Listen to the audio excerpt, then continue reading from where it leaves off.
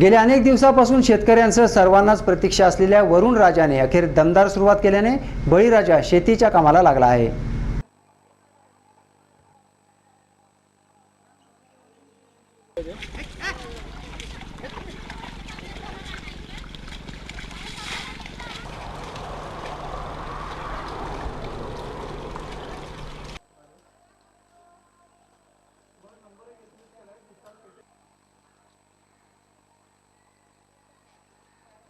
केरळमध्ये उशिरा दाखल झालेल्या पावसाने अद्यापही सर्वत्र बरसायला सुरुवात केली नसली तरी रत्नागिरीसह जिल्ह्याच्या विविध भागात चांगलाच पाऊस पडत आहे।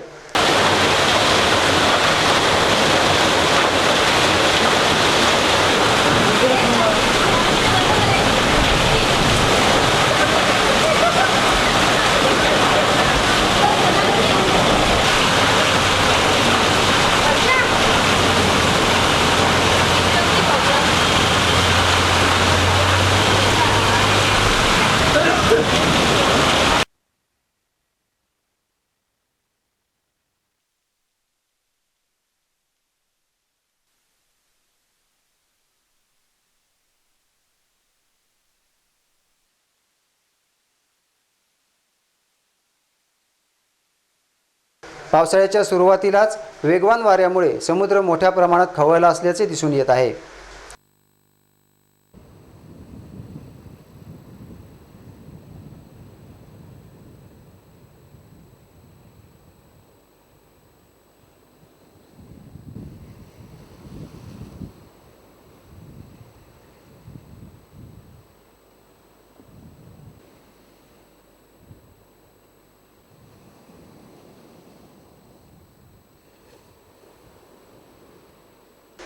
हवामान खात्याच्या अंदाजानुसार येत्या 24 तासात कोकणासह राज्याच्या विविध भागात दमदार पाऊस पडेल असे जाहीर केले आहे।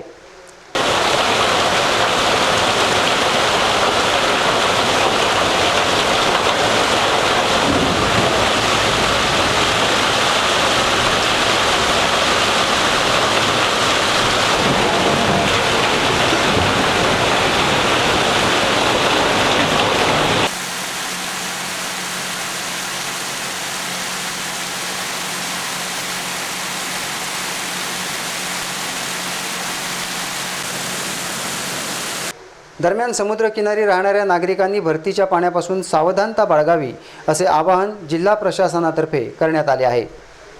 या पावसाळ्यात कोणत्याही प्रकारची आपत्ती उद्भवू नये आणि उद्भवल्यास त्याचा सामना करण्यासाठी जिल्हा प्रशासन सज्ज असल्याची ग्वाही जिल्हाधिकारी प्रभाकर प्रदीप यांनी दिली आहे।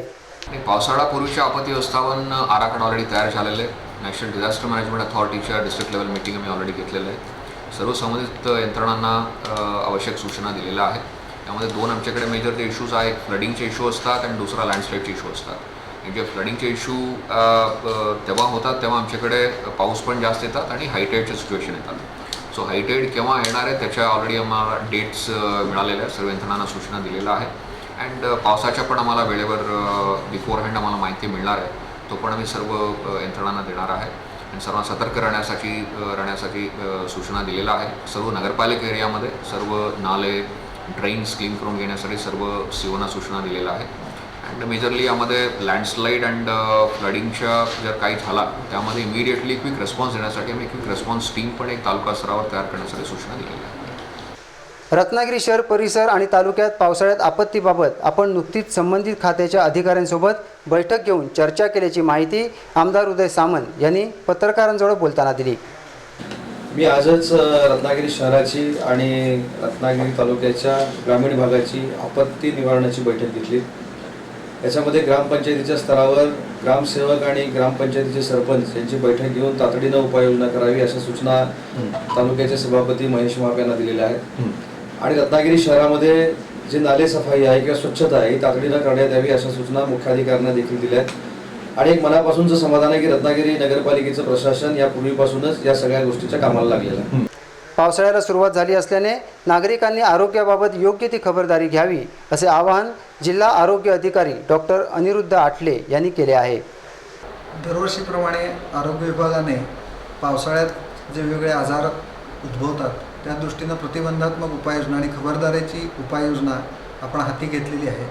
पावसाळ्यामध्ये जर आपण बघितलं तर ताप, दूषित पाण्यामुळे पसरणारे आजार, हगवण, डायरिया, अतिसार, गॅस्ट्रो यासारखे आजार पसरू शकतात आणि हे आजार पसरू नयेत यासाठी आपण प्रत्येक प्राथमिक आरोग्य केंद्रामध्ये आपण पथकांची स्थापना केलेली आहे, वैद्यकीय पथकांची नियुक्ती केलेली आहे. जोखीमग्रस्त एकूण 32 गावं आपण निवडलेली आहेत. तसेच 7 उद्रेकाची आपण 21 गावांची यादी केलेली आहे. त्या ठिकाणी आपण विशेष लक्ष ठेवून आपण असणार आहोत. ज्या ठिकाणी पाणी शुद्धीकरण व्यवस्थित होतं आहे की नाही, तिथं TCLचा पुरवठा सुरळीत आहे की नाही, पाण्यामध्ये TCL टाकले जात आहे की नाही, याचं गावोगावी जाऊन आमचे आरोग्यसेवक, आरोग्यसेविका याची नियमित पाहणी या ठिकाणी करणार आहेत. नागरिकांनाही आपण वेळोवेळी प्रशिक्षण देणार आहोत, त्यांनाही आरोग्य शिक्षणही आपण देणार आहोत. रत्नागिरी जिल्ह्यामध्ये लेप्टोस्पायरोसिस सारखे आजार यावेळी डोकं वर काढतात, तेव्हा कोणताही जर तापाचा रुग्ण असेल जो शेतीमध्ये किंवा गोठ्या गाई गुरांच्या गोठ्यामध्ये जर काम करत असेल तर त्यांना आपण प्रतिबंधात्मक उपाययोजना म्हणून तात्काळ डॉक्सिसायक्लिनच्या गोळ्या देखील आपण प्राथमिक आरोग्य केंद्र स्तरावर उपलब्ध करून ठेवलेल्या आहेत. त्या लोकांनी त्या गोळ्यांचा वापर हा निश्चितपणे सुरुवातीला केला तर होणारा पुढचा धोका हा निश्चितपणे टळू शकतो. लोकांनी पाणी जे आहे, पावसाळ्यामध्ये पाणी खराब होतं आहे, पाणी उकळून प्यावे, गाळून प्यावे. योग्य पाणी पिल्यानंतर आपल्याला आजार निश्चितपणे होणार नाहीत. जर कोणतेही पूरग्रस्त किंवा कुठलीही साथीचं आजार जर आपल्या गावामध्ये आला, कोणतेही तापाचे रुग्ण जर आपल्याला निश्चितपणे वाढले तर आरोग्य विभागाशी जर संपर्क केला, प्राथमिक आरोग्य केंद्रांशी संपर्क केला तर निश्चितपणे पुढील उपाययोजना करणं आमच्या खात्याला सहजपणे शक्य होईल.